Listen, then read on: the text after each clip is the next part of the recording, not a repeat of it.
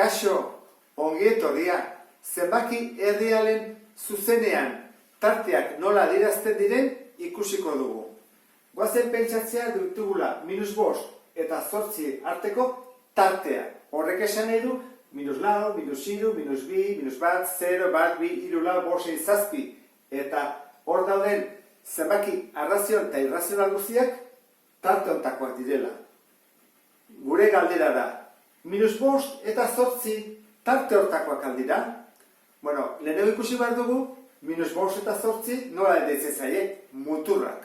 Orduan, baldin badia tartekoak jarriko dugu horrela, borobiltxo bat beltzez. Horrek esan nahi du itxia dela, tarte itxia. Eta itxia idazten horrela, itxiten dugu, beraz, -5 tartekoa da, eta 8 ere tarte hortakoa da.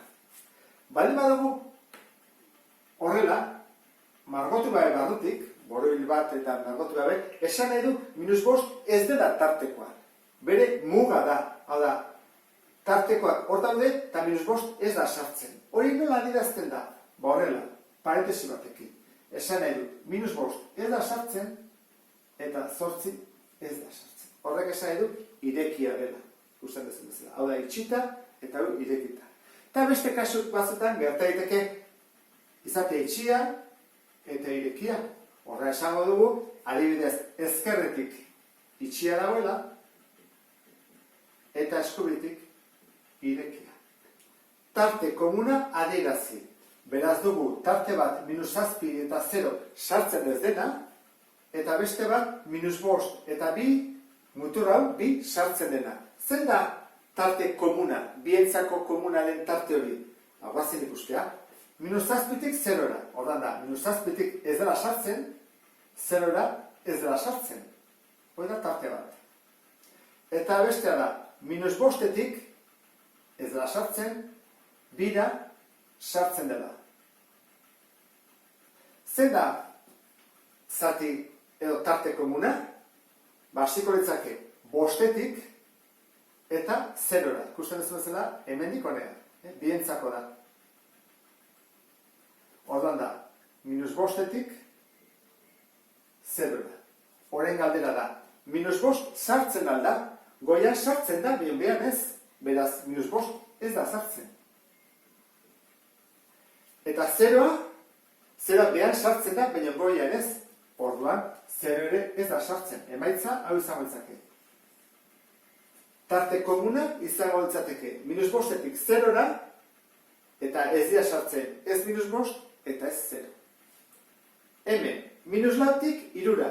Guazen egitean, -4tik, gorean jarriko dut, -4tik, hemendik, 3ra. Hau da. Eta -4 ez da sartzen, eta 3 sartzen da.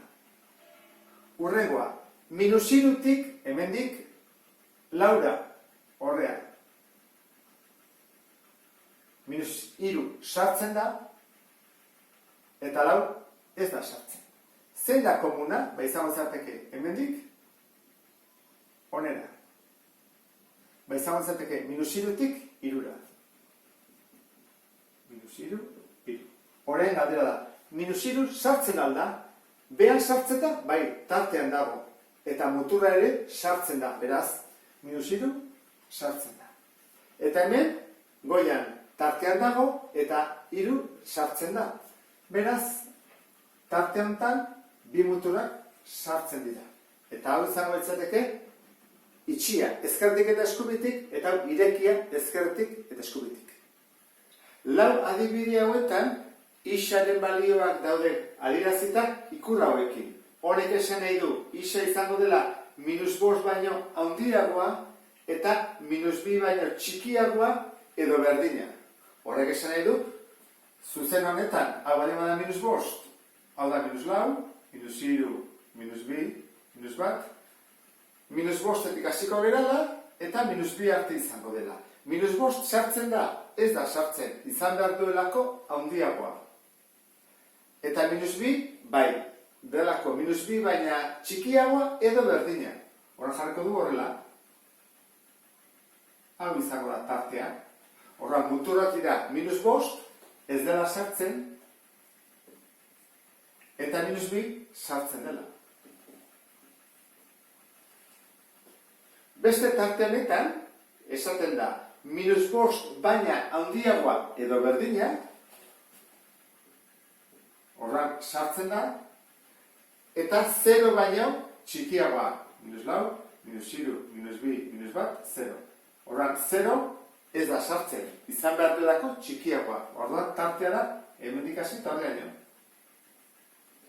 Izango da, minus bost bai sartzen dela tartean, mutur hori, baina 0 muturra ez da sartzen. Urrengoa, minus bi baina txikiagoa eta minus 6 baina handiagoa. Kontuz ikur hauekin alderantziz daudela jarrita. Ikusten, hemen esan nahi du handiagoa edo berdina, hemen txikiagoa. Jarri beharko dugu hor da, minus 6-tik hasita, ez minus bi, minus lau, minus hiru, noski. Minus 2-tik hasita, ez minus 6, minus bost, minus lau, minus hiru, minus bi. Orduan, minus bi baina txikiagoa, orduan, minus bi ez da sartzen, eta minus 6 baina handiagoa. Minus 6 ere ez da sartzen. Ez da sartzen ez da, eta ez bestia.